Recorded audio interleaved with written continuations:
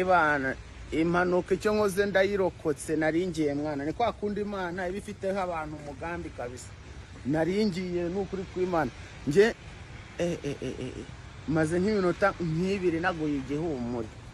imodoka nta nubwo nzi ukuntu yageze ahangaha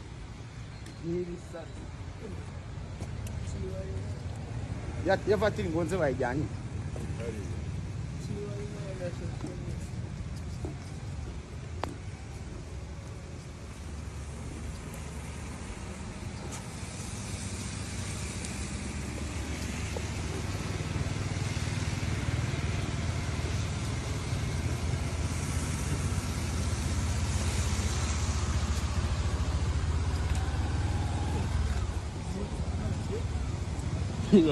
Koruyorsun.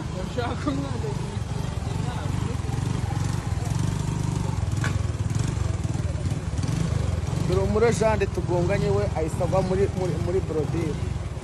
ariko kubw'amahirwe nta muntu upfuye n'umwe ariko ebana ngiye ngo igihumure naringagaye